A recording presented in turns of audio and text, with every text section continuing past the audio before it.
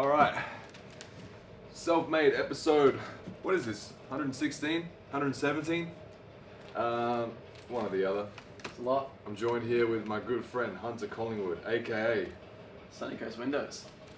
Can you guess what he does? I clean Windows. houses. Oh yeah, windows. Yeah. Yeah. So Hunter's got a cleaning business up in Noosa, in the Sunshine Coast. Yep. And him and I connected through TikTok a few years ago, and we've been friends ever since. And now we're in Sydney, and all we want to do is make content. So we've done a couple of skip videos. One of them's doing pretty well on the Instagram right now. Yep. And we're like, why not just sit down and record a quick podcast as well? So no idea what we're going to talk about, but we're going to start with the topic of a cleaning business and just take it from there. So Hunter, tell us about your journey starting the business into getting where you are now. Funny story. It actually started through McDonald's. So I was working at McDonald's, and part of working at McDonald's, I was cleaning the windows, just like with the $5 squeegee and the $5 mop. Yeah. And then I remember this one shift. This is pretty much when it all started. Within this one shift, I had probably like 3 people come up to me being like, "Oh, jokingly, you should do cleaning for me, like, or you should clean my windows next, or this and that." And then I was like, laughing back, and then I was like, hold up, maybe I actually should start a business. And then I remember this one person offering me, "Oh, if you work for me cleaning windows, I'll pay you $40 an hour." And on Macca's wage, I was like, $40 an hour, dude. Sounds pretty crazy. That can change my life. And so I thought about it. And then I looked into it that night, and I was like, should I actually start a window cleaning business, and would that be helpful? And then over the span of the next probably month, I literally went and bought my first squeegee and mop for $300 with a bucket, and I started bringing it to the McDonald's and cleaning it at McDonald's with this gear. Just still working for McDonald's, not having my own business, but just like getting better with the squeegee and mop. And then from there, I then put my name out there, started my name. It was my mum's birthday.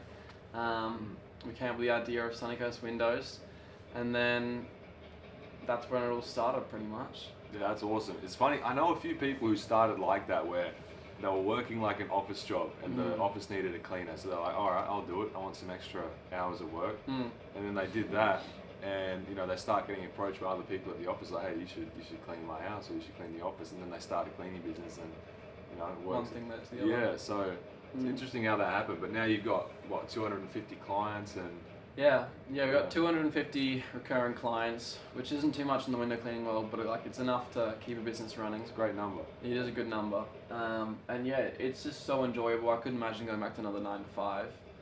It's just, there's pros and cons to it, but more pros than there is cons.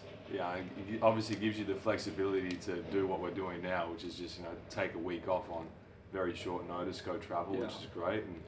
And what are your kind of plans for the future with the business? Do you want to grow a team? Because I know you've been pretty comfortable just doing it by yourself or with like 1 or 2 window cleaners with you. So what's on the horizons for you? I definitely do want to grow this business. Like, I feel like especially where I am on the Sunshine Coast, like there's a lot of the market for it, because every house is massive $1 million mansions, and so like there's a lot of money in the window cleaning realm. I want to also integrate the pressure washing side to the business a bit more, and when it comes to team, like I'll build up a proper team this year with like, I don't know, 2 IC, operations manager, all that good stuff. I want to get to the point where I'm not having to spend as much time on bringing in work. I'm actually paying somebody else to do all that for me. So at this point in time, that's what's losing majority of my time, which isn't helping me grow and work on the back end of the business to make it look better for everybody else.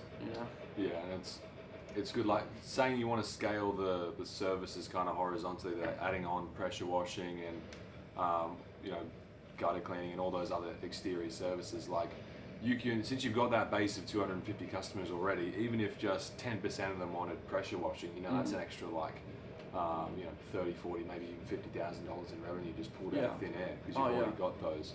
So what have been some of the challenges you've faced in growing the business to where it is now, and what have you found that's worked really well for you? Obviously you do content similar to me.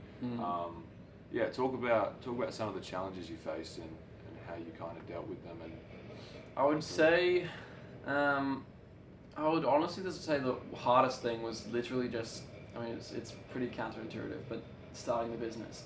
Like, that was probably one of the biggest challenges I've had to face so far. As in, the first 6 months, like, you have to break through that barrier of, like, is this working? Is this going to be something that I can actually live off? And it is, like, you just got to build that structure first for multiple different reasons. One being, you got to get your name out there, which is the biggest thing. And what that has led to is now that my name is out there, I'm having people come to me, and all the organic leads coming out of thin air. People will just be like, oh, you were referred by this person, and this person. Can I get my windows cleaned? And especially on the Sunshine Coast, but a lot of different places, the easiest way to get a client is coming from somebody else that they trust. Yeah. Because that's the word they're going to believe more. Like, I don't care how many ads you do, like, at the end of the day, if someone sees an ad or if someone hears a word from a friend, someone gets told a word from the friend, they're just going to take the word from the friend better. The best customers are always going to be from referral. Yeah. But they're also the hardest customers to get, because not only does someone have to know, like, and trust you enough to want to recommend you to a friend, but they have to, like, really truly believe that their friend or family member or whoever they're referring is going to have a positive experience with Exactly. you. Because if their friend or whoever they refer doesn't have a good experience, then that reflects poorly on the person referring them. Exactly. So it is like a very big thing on their part, because they don't want to refer someone to, you know, a window cleaner, and then they don't have a good experience with them, and they're really unhappy, and then that doesn't look good on them. Exactly. So a referral it's a really big ask. It's not just like, oh yeah, I use this guy. It's like there's a lot of trust built up and tied up into that. So yeah. But it's also like the most powerful way to grow. It's like it's trumped any kind of advertising we do. I mean, the TikTok and Instagram would be a close second, because people obviously like watch me online and they develop that like affinity towards me, and then, you know, when we do the quote, it's like they've already kind of sold themselves on why they want to use us. But a referral is just like a step above that. And so if you can incentivize referrals and you can build a business on that, like, you're not going anywhere. You're not going to be affected by market changes and price changes. Yeah. And like our business now, 30% of all of our new customers come from referral or word of mouth. So it's just something as well that builds as the business grows. Like that snowball, it starts very small, because obviously you can't get customers from word of mouth when you haven't started yet. Correct. So over time it's going to get bigger and bigger, and then one day you're going to be in a position where you've got 250 clients, and now you've got 250 like referral partners essentially. Yeah. And that they've got friends, they've got family, and that snowball and that customer base just gets bigger and bigger. Yeah. Oh, it's amazing. Like, as I said, that's why I'm starting the business, because I didn't want to go through ads off the bat, because it's just not organic. I like the organic growth. Yeah. It's the best way to grow a business, and you get the best feedback if you do a good job, then you get the best feedback. The other thing that I have realized that has worked so well is, on the first time you go to a person's house and you do that clean, just spending like an extra 10% of your time just to make sure everything else is done above what you would normally do. I don't care if what you do already is amazing already. Just spending 10% extra time, even if that's just talking with the client about, I don't know, the cat Jeffrey or something. Because you build that personal connection with that client, and that just helps them trust you and trust your business to then also refer in the future. Yeah, we had a meetup in Sydney the other day with some people in my coaching program, and this was like a big topic of discussion there. We were talking about how we're pretty much we do the same thing, right? Like the cleaning business is technically commoditized. We all do the exact same cleaning. Like, I'm the same as another house cleaner that does full house cleans. Like, you clean windows, other window cleaners do the same thing you do. And so the only thing separating you from other people is you, like the person behind the brand. Yeah. And so the difference could be like, one customer could be looking at business A and business B, like same type of business, same price. But if this customer has like an affinity towards business A, for whatever reason, it could be like, you know, this customer is a Christian and this is like a Christian-led business. Yeah. They're just going to go to that business rather than this one. Correct. And they're also going to have like a stronger working relationship, because they have like that common interest, or, you know, they like this business's values, like maybe it's built on eco-friendly, like sustainability, that kind of thing. Maybe that's something they value. Yeah. And so you kind of just mitigate the whole issue of like price competitiveness and all of that. And like, that's why I really encourage people to like just share a bit about themselves online, like the people that post cleaning videos. Like, don't just make it about the cleaning, make it about you too. Like, just post about your day, post about what you're doing, post about what interests you, because you never know how that's going to resonate with someone. And that could be the difference between you know, just being another cleaning business, or you really like developing a strong like customer base of raving fans and stuff. Because that's what we've got in ours. Like, people love us. We've had clients for 6 years now, and it's like, you know, the value of that is crazy. Some people have spent, we have got one customer that I've had for 7 years, and I think he spent like $40,000 with us to clean his house, which is just crazy. So yeah, there's a lot of value in that. But with the content as well, you've obviously done a bit of content. What's your experience been like with that? Because I know you felt like you hit a bit of a wall with that. So how'd the content go? Did you get a lot of customers from TikTok and Instagram? The content side of things, for me and for what I was doing per content, I probably have gotten 10 clients from my TikTok. But that's just because how I've based my content. Like, it's a very satisfying video type of content, so you're not looking, like, your demographic that you're aiming at is not a client's demographic. So it's like people are just seeing that and they're like, oh, that's cool, and then they scroll past. Correct. Yeah. But in saying that, it has led to, as you would know, like sponsorships or brand deals, or even just like reposters, like paying for your content. So I feel like it's just like especially when I first started, it was that extra boost of money that I like.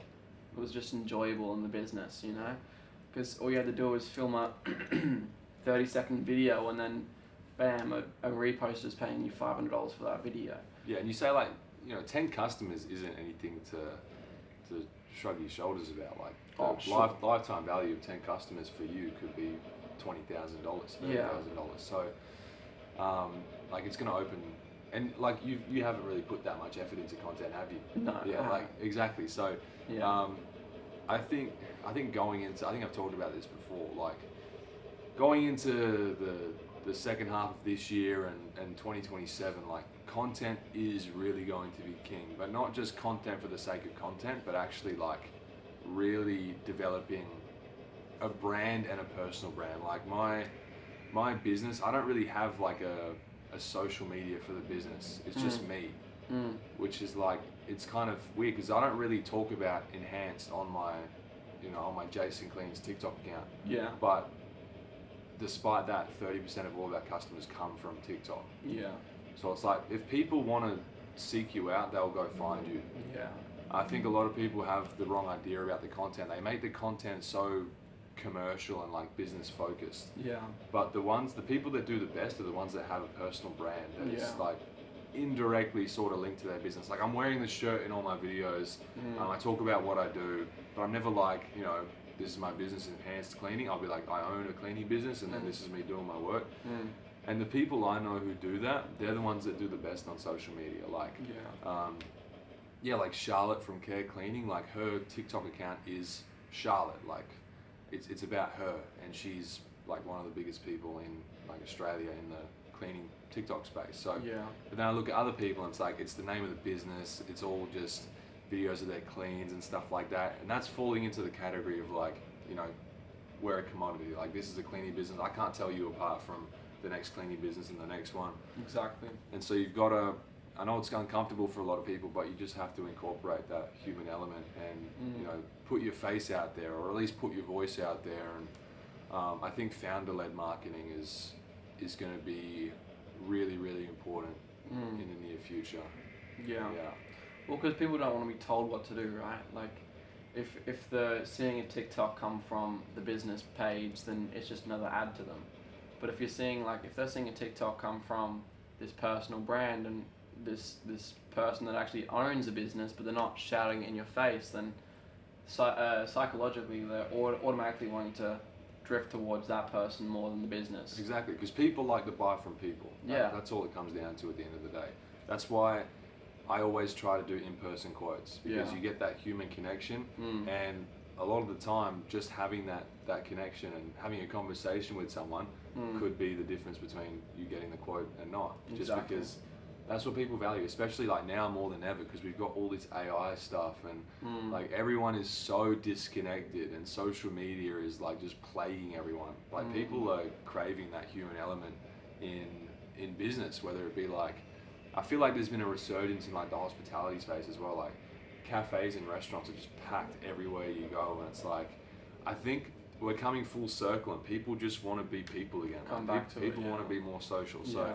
you do need to show that human element in your content now. And if you're not doing content at all, like first of all, you have to be doing that. But if you are doing content, just try to be, you know, show yourself in your videos, and even just on Instagram, just post stories of yourself. Like there's a few people I follow on Instagram that are like, you know, they're not big, they've got a couple hundred followers, but they just post so consistently, and like they're posting everything they're doing throughout the day. Like, you know, just completed the first clean, and they're at like just showing like what they got for lunch, and then like off to go do a quote, and then like walking their dog. And it's like, I just like I'm talking about them now because I remember them. Like these are memorable people that I follow, and it's like, if I was a customer in that market, I would go to that person because they're always at the top of my consciousness, and they're always posting consistently. And it's like, oh, I like this guy. He seems nice. Like, you know, like this is what's gonna differentiate you from all the other people in the market. So yeah, I think content's really important. Obviously, I'm biased,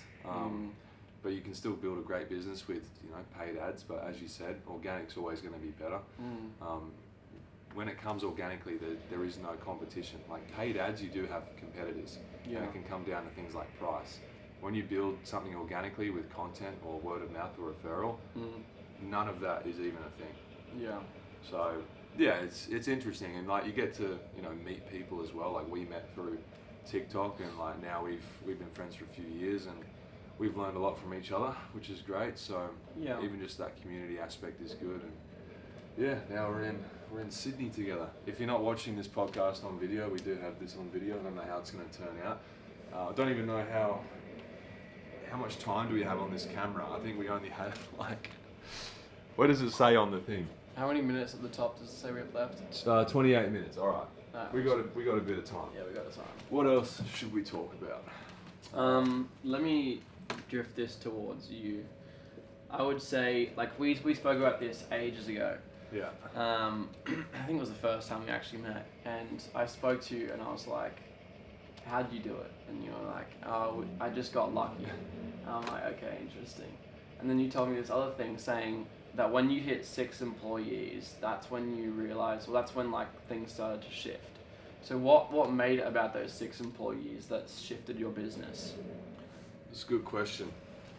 Yeah, I always tell people like the sweet spot for a business is like 6 to 12 employees. I think the real sweet spot is about 10. And the reason for that is, like, first of all, I finally felt like I had structure.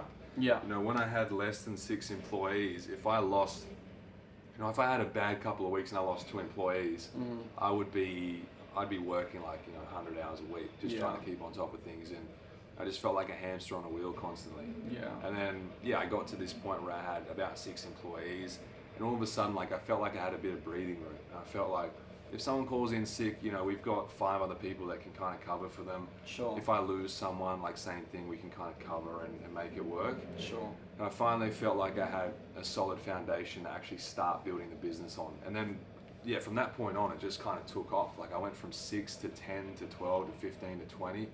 And I think it was a big mental shift for me. It was like a big mindset reframe. Just like I finally kind of validated to myself, like, this is a real business. This is something that I can grow. It's like, this is something that people want. This is something that people, you know, what people want to work for me. Yeah. It was like, it took me the longest time to realize that, you know, people actually want to do this. Yeah. And it's like just, and from an operational standpoint, like I was saying, people calling in sick, you've got contingency, and you've now got a base of people that you can pick 1 or 2 good people and, you know, promote them up. And but I would say it was like a big just mindset shift for me. I finally just realized that this was something that, you know, wasn't going anywhere, and I could grow it. and it just gave me the most comfortability as a business owner because I could finally step back and work more on the business rather than in it. Yeah. And then, yeah, I would say that was like the big turning point for me. And ever since then, like, you know, we just haven't gone back. Yeah, sick. And a lot of the people that I help, like, same thing. I help them get to a point where they've got, actually someone at the lunch that we went to the other day, Steph, I think she has around 6 employees now. And same thing for her, like she's finally kind of got some breathing room where she can step back. And Christian, who we met up with, he's got a cleaning business in Sydney, doing about 20 to 25k a month, which is the other thing as well. When you've got more employees, you're doing more revenue, you make more money. But I think he's got about 6 employees as well, and he's finally stepped back and he's making like a really good income without needing to work, and he can now just focus on the business. And it just gave me that breathing room and also that confidence to actually really work on the business and grow it. Because until then, I was pretty, I wouldn't say half-hearted about it. I wouldn't say I wasn't trying, but I just didn't have this like really firm and solid belief that this was going to be something big. Sure. And so it was just like an arbitrary number where, like, in hindsight, I look back and that was where everything kind of changed for me. Everything started to turn. Yeah, and just from seeing other people and their experiences, like, it seems like that's a pretty common thread for, residential and commercial cleaners, where you get that solid foundation that you can start to build from. And same thing in Perth. Like when I launched the second location, it was such an interesting thing because I had like Bunbury, which is the main location I have. Bunbury was doing, like when I started Perth, it was probably doing $1.5 million a year. And so like I'm just, I'm making a comfortable income from that without needing to do anything. And so I'm like, all right, I'll do the same thing in Perth. But I basically had to do it all over again from scratch. Like I was cleaning myself. I was, when I went to 1, 2, 3 employees, like there's all the headaches of having a small team and like you got to fill in for people. And then I was like, man, this is like the exact same thing as when I was building Bunbury. It's like the timeline was condensed a little bit because I obviously had learned from a lot of mistakes, but it was the same battles, same fires I was putting out. And then again, same thing when I got into that kind of like 6 employee range in Perth, I finally was able to step back and just work on growing the business. And then that's when Perth went from 200k to 300 to 400 to 500, and like the timeline for growth just accelerates once you're able to finally start to work on the business, which I think that's the important thing as well. Like people are too short-sighted in business. They see, when you take yourself out of the business to work on it, your income drops.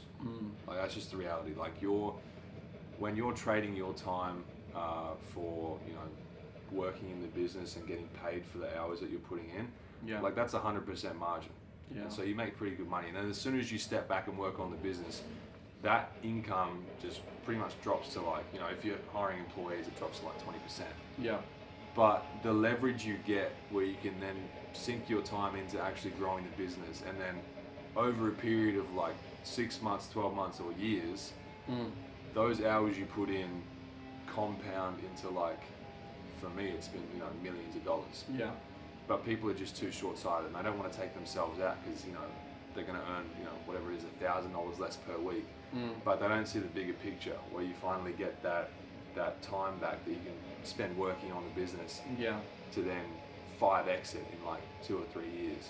So, well, exactly right. And I remember you saying also like Stacey, so your main gal, like she's brought on so much work for you that like you're just so thankful to have her.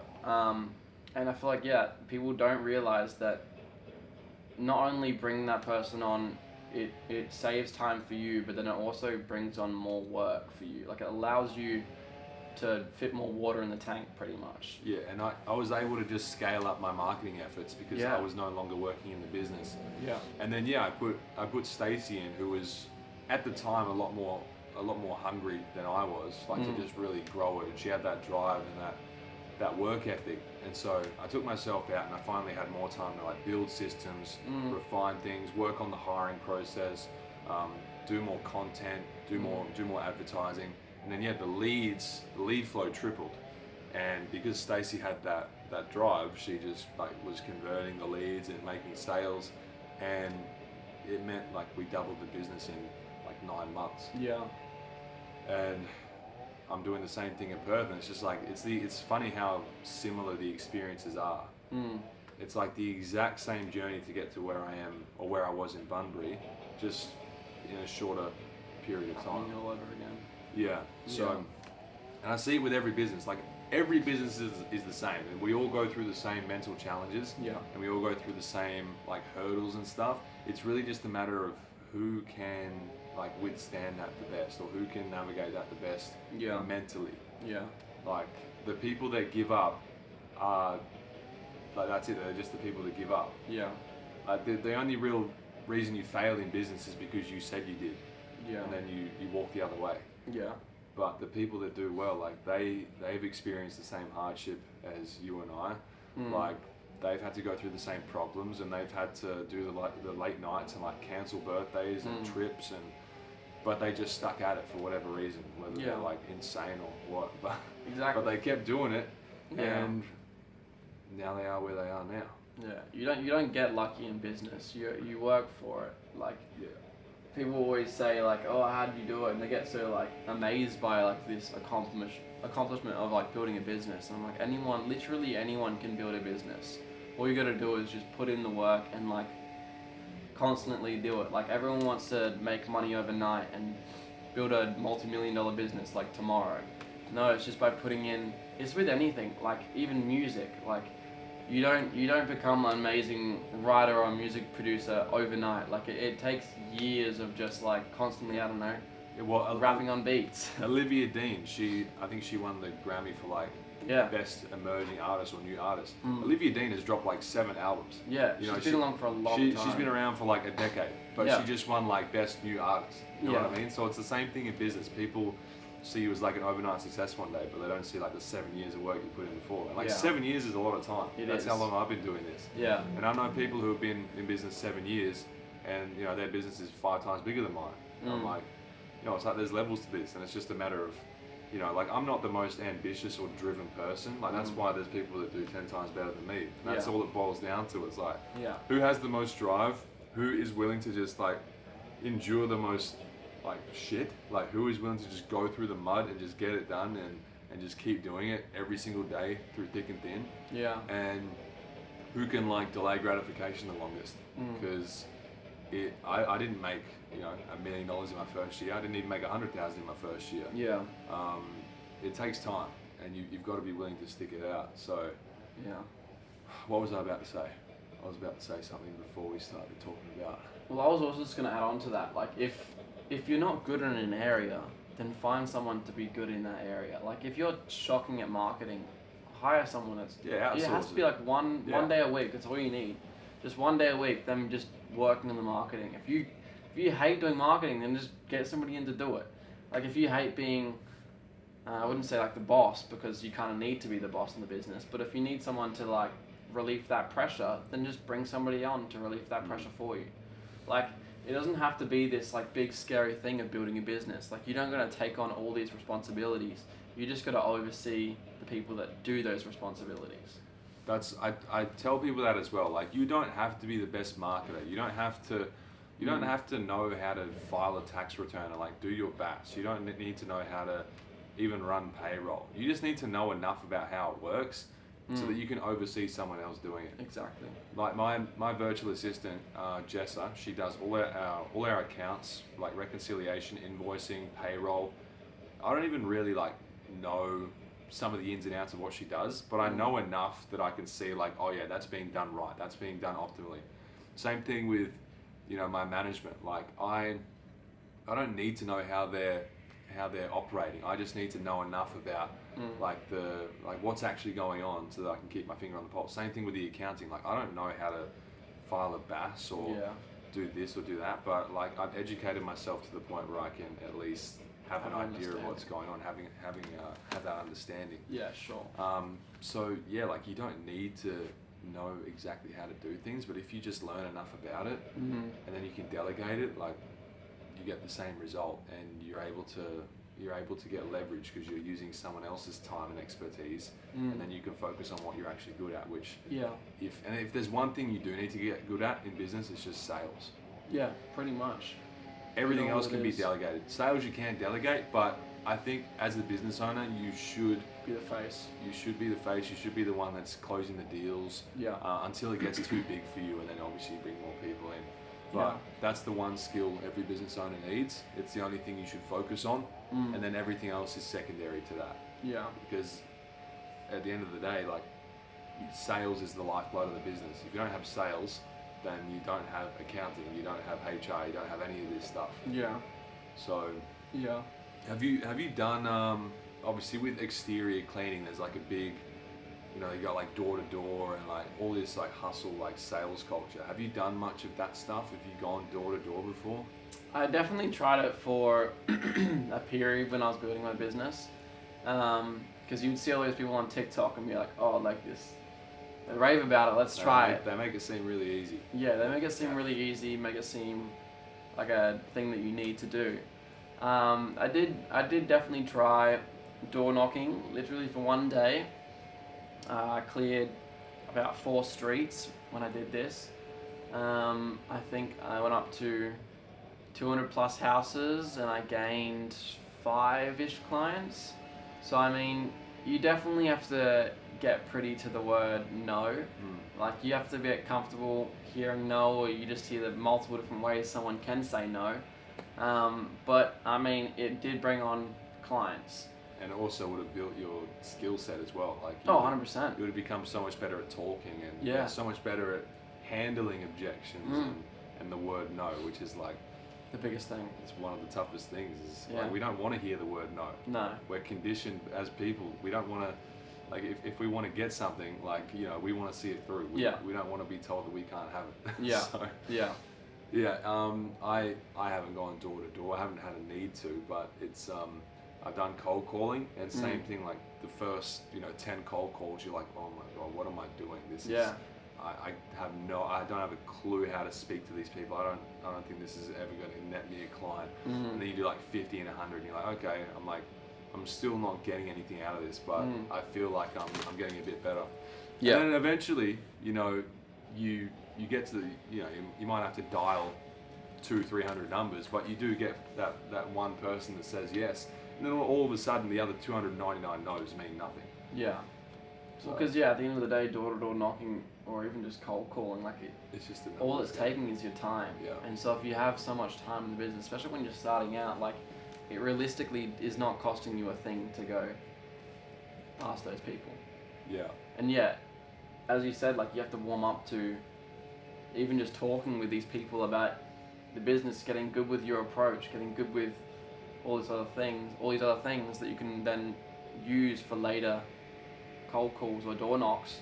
And that one no turns into 2 no's, turns into 3 no's. And I know one of the yeses that I did get, can't even speak, did get years ago, I still have them as a client. Yeah. And like, she's brought me on so much work. She's a lovely lady, and the house it's a beautiful house. So when I first started, that one yes was like, took me 200 no's to get there, but I mean, it sticks with you for a long time, and it brings you on so much other things. So, and every no gets you closer to a yes. Yeah, exactly. Yeah. And so that one client, how much do you think they've spent with you, or added to the business with referrals and everything as well? With referrals? Yeah. Over 10, 20,000. Okay, easy. So you had to knock on 200 doors to make $20,000 essentially. Yeah. So you divide 20,000 by 200. That's how much you got paid to be told no. It evens out. Yeah. Yeah, like when you think about that, like, it's actually pretty good. And I'm not saying that every client that you get as a yes is going to lead to a $20,000 yes. Like, it might not, but that's just the whole point of it. It's interesting how the math works, because like, yeah. Let's just say you made $20,000 from this one client, and you had to go through 200 people to get that.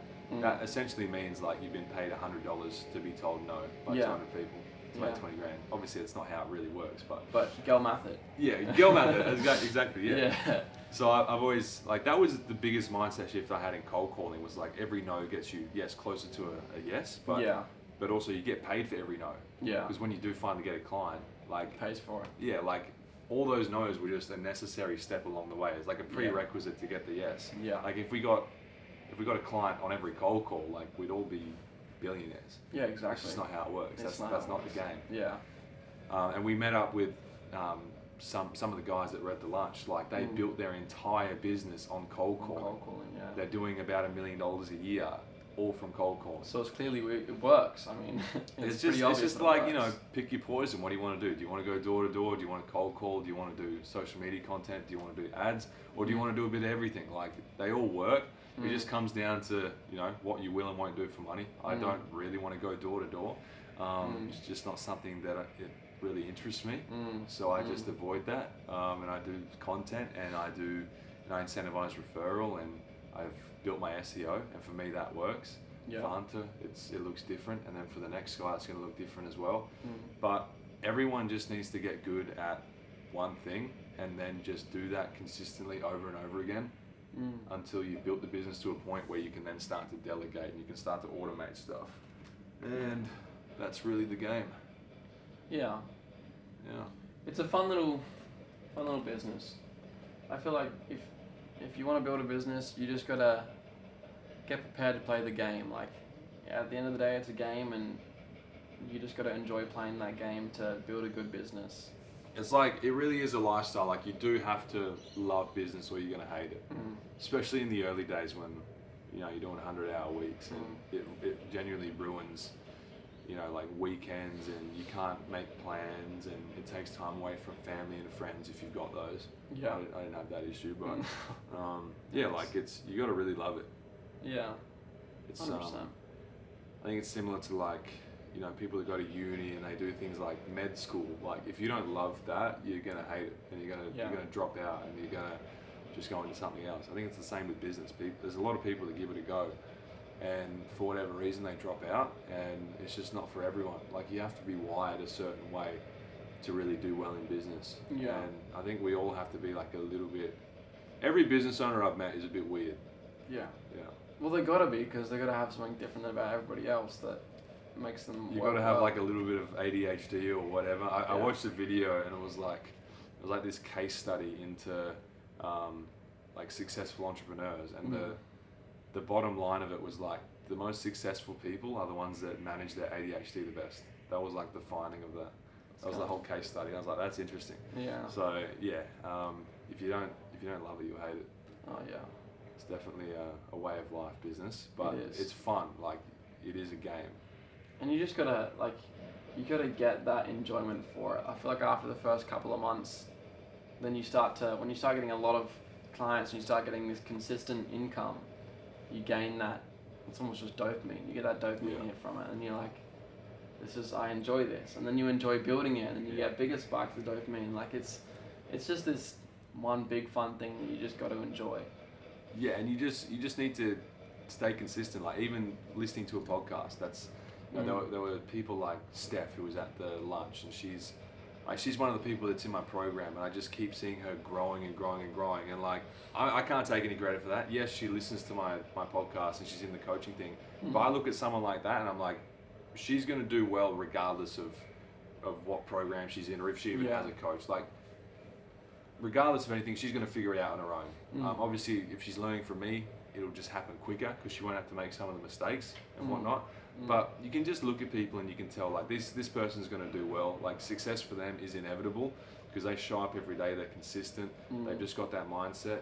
And like, yeah, like the people that I've noticed that have done the best are the ones that, like, at least in my little ecosystem, they like listen to all my podcasts, they listen to Q&A calls, they just show up. And they're just consistent, and like they live and breathe their business, and it pays off. Like, it's what I do. Like, I lived and breathed my business, and I still do.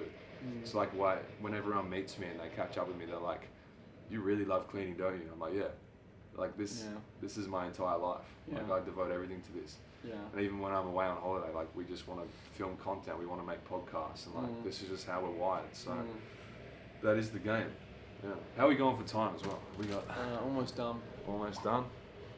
All right. Yeah, we literally had no idea what we were gonna talk about. We just got the camera out. And we're like, all right, let's turn this on and just talk.